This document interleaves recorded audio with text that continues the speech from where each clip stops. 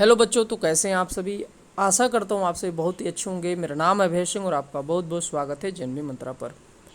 बच्चों, ये वीडियो आप सभी के लिए बहुत ही महत्वपूर्ण होने वाली है, तो वीडियो को स्किप मत करिएगा, वीडियो को लाइक कर दीजिए। क्योंकि आज जो है मैं आप सभी का कमेंट्स इतने आ रहे थे ज़िले को लेकर, उसी पर मैं वीडियो बनाने जा रहा हूँ।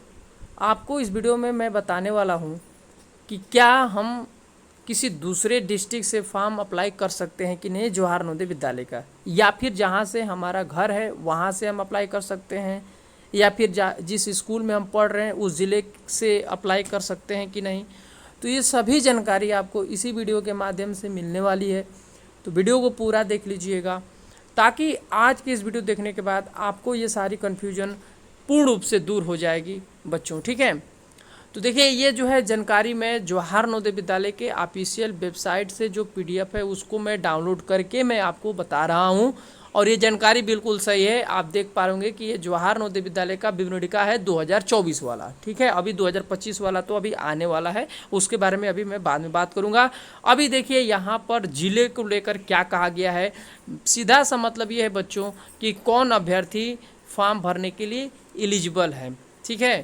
क्योंकि आप ज़िले को लेकर बहुत ज़्यादा कमेंट्स कर रहे हैं, पूछ रहे हैं बार बार कि सर यदि हम किसी दूसरे ज़िले से हैं तो फॉर्म अप्लाई कर सकते हैं या फिर नहीं। तो यहाँ पर हम थोड़ा सा स्क्रॉल डाउन करके आएंगे इसी पीडीएफ के माध्यम से। यहाँ पर देखिए लिखा गया है कौन पात्र है, ठीक है। यहाँ पर पूरा जानकारी अच्छे से मेंशन किया गया है।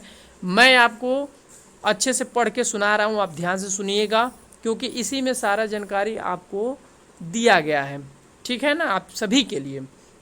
देखिए मैं यहाँ पे पढ़ दे रहा हूँ। लिखा गया है जवाहर नवोदय विद्यालय में कक्षा 6 में उम्मीदवार का प्रवेश का जिला विशिष्ट है। एक उम्मीदवार जो एक जिले में 5वीं कक्षा में अध्ययन कर रहा हो उसे उसी जिले के जवाहर नवोदय विद्यालय में प्रवेश के लिए आवेदन करने की अनुमति है।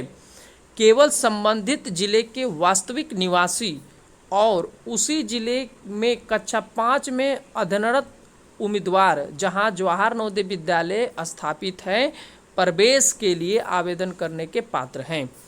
प्रवेश के समय अस्थायी रूप से चयनित उम्मीदवार के माता पिता को उसी जिले का उम्मीदवार ने कक्षा 5 में अध्ययन किया है और JNBST के लिए उपस्थित हुआ है।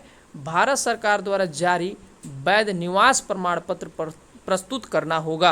हालांकि लेकिन उन जिलों के लिए जहां की जवाहर नवोदय विद्यालय प्रारंभ होने के बाद जिले का विभाजन हुआ है एवं यदि विभाजन से निर्मित जिले में नवीन विद्यालय नहीं खोला गया है तो जवाहर नवोदय विद्यालय चयन परीक्षा में प्रवेश हेतु जिले की पुरानी सीमा के अनुरूप अभ्यर्थियों की पात्रता होगी या रहेगी। देखिए अब मैं आपको बता दे रहा हूँ, यहाँ पर आप देख पा रहे होंगे साफ साफ लिखा गया है कि उम्मीदवार जो एक जिले में 5वीं कक्षा में अध्ययन कर रहा हो उसे उसी जिले के जवाहर नवोदय विद्यालय के लिए आवेदन करने की अनुमति है। केवल संबंधित जिले के वास्तविक निवासी और उसी जिले के कक्षा 5 में अध्ययनरत उम्मीदवार होना चाहिए। मतलब कि आप समझ गए होंगे।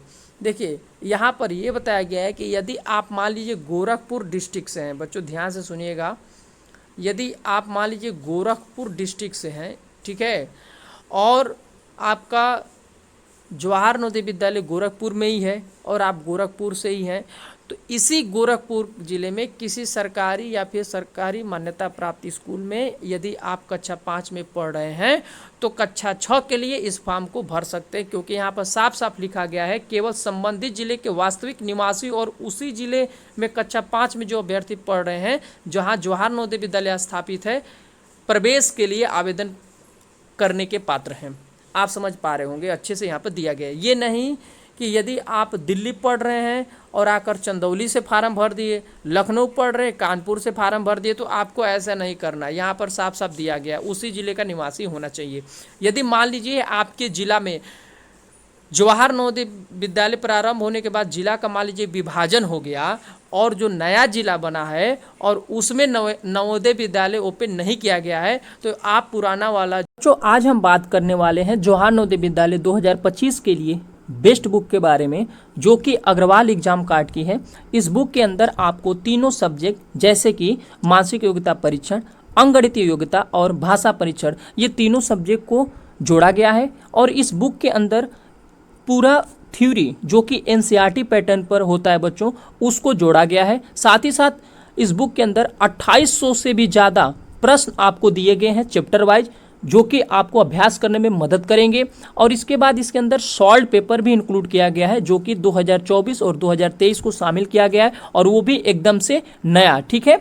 और साथ ही साथ यहाँ पर एक QR कोड दिया गया है, जिसे आप स्कैन करके ये पता लगा सकते हैं कि 2024 के एग्जाम में कौन से प्रश्न पूछे गए हैं, उनके बारे में जानकारी प्राप्त करने के लिए। इस बुक के अंदर एक चीज़ जो सबसे बेहतरीन ये है बच्चों, कि यहाँ पर देखिए दिया गया विगत वर्षों के सभी पेपर्स के विश्लेषण चार्ट का समावेश, यानी कि इससे आपको ये पता चलेगा कि पिछले जो वर्षों में पेपर हुआ है वो वहाँ पे कौन से क्वेश्चन को पूछा गया है, किस चैप्टर से ज़्यादा। तो ये सारी जानकारी आपको मिल जाएगा, जो कि मदद करेगा आपको एग्जाम में कम समय में तैयारी करने के लिए। तो बच्चों देर किस बात की, इस बुक के हम बारे में बातचीत करें और बेहतरीन तरीके से। तो यहाँ पर स्क्रॉल डाउन करके आपको मैं दिखा भी दे रहा हूँ कितना अच्छे तरीके से यहाँ पे सब कुछ समझाया गया है।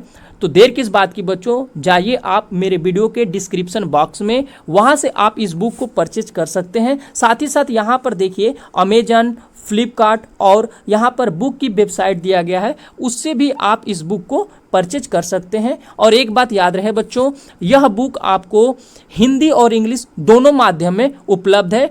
तो जाइए फटाफट बुक को परचेज करिए और अपनी तैयारी को बेहतरीन बनाइए। धन्यवाद। जो जिला है उसमें अप्लाई कर सकते हैं, क्योंकि यहाँ पर देखिए दिया गया है साफ साफ कि यदि मान लीजिए जिस जिले का विभाजन हो गया है जवाहर नवोदय विद्यालय शुरू होने के बाद, और जो नया जिला बना उसमें नवोदय विद्यालय नहीं ओपन किया गया है, तो आप क्या करेंगे, पुरानी सीमा के अनुरूप अभ्यर्थियों की पात्रता रहेगी। यानी कि मान लीजिए लखनऊ जिला में आप हैं और उसका पार्टीशन मान लीजिए हो गया, सपोज मैं एक उदाहरण के रूप में बता रहा हूँ, और वहाँ पर एक नया नवोदय विद्यालय नहीं खुला है, तो आप पुराने वाले डिस्ट्रिक्ट में ही भर सकते हैं। यहाँ पर ये दिया गया है, ठीक है बच्चों। जो पार्टीशन हुआ है जिले का, नया निर्मित जो हुआ विभाजन, उसकी बात हो रही है केवल, ठीक है। तो आप समझ गए होंगे।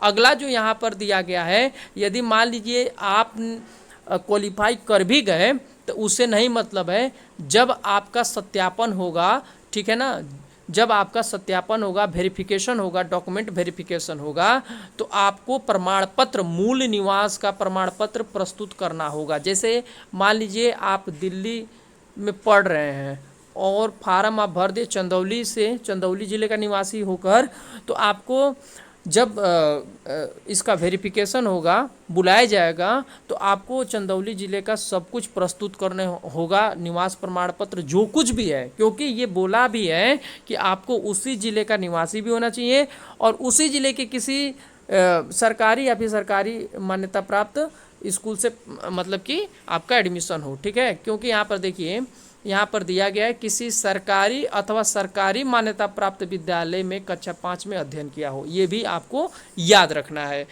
और साथ ही साथ एक और मैं बता दे रहा हूँ, यहाँ पर रिपीटर नहीं होना चाहिए। मतलब कि जो ऐसे अभ्यर्थी जो पिछले साल भी अप्लाई कर दिए थे और वो इस साल भी अप्लाई करने के लिए सोच रहे हैं और वो पिछले साल फेल हो गए थे, तो ऐसा आपको बिल्कुल भी नहीं करना है बच्चों। मैं आपको बता दे रहा हूँ, क्योंकि यहाँ पर जो आप डाटा पहले से भरे हैं, फिर जो नया वाला डाटा आप भरेंगे, अगर में मैच करेगा या फिर जानकारी रहेगी कि आप दोबारा फार्म भर रहे हैं, तो आपको कैंसिल कर दिया जाएगा। आपका जो उम्मीदवारी है उसको खारिज कर दिया जाएगा। मतलब कि आपको 2025 वाले सेशन में सम्मिलित होने को मौका नहीं दिया जाएगा, अनुमति नहीं दी जाएगी। यानी कि रिपीटर नहीं होना चाहिए, यानी कि आपको डबल फॉर्म नहीं भरना है। मान लीजिए क्लास 6 का भरे नहीं हुआ तो कोई बात नहीं बच्चों, क्लास 9th के लिए आप अप्लाई कर सकते हैं, क्लास 11th के लिए आप अप्लाई कर सकते हैं। ये सारे ऑप्शन हैं आपके पास, ठीक है।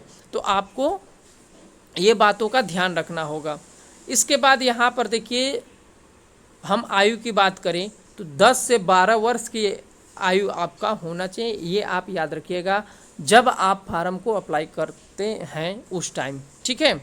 और एक बार और मैं बता दूं, जो कि बहुत ही महत्वपूर्ण बात है, बहुत सारे बच्चों का क्वेश्चन है कि सर फॉर्म कब तक आएगा। तो देखिए फॉर्म की हम बात करें तो आज जो है 22 जून हो गया बच्चों, 22 जून हो गया, अभी तक फॉर्म नहीं आया है। मैं आपको एक एक्सपेक्टेड डेट बता दे रहा हूँ, या तो इस महीने के लास्ट, है ना, लास्ट सप्ताह तक आ सकता है, यानी कि जून के अंतिम सप्ताह में आ सकता है, या फिर जुलाई में, पूरा उम्मीद रहेगा कि जुलाई में आपका फॉर्म जो है आ जाएगा बच्चों, ठीक है, 2025 के लिए कक्षा 6 वाला।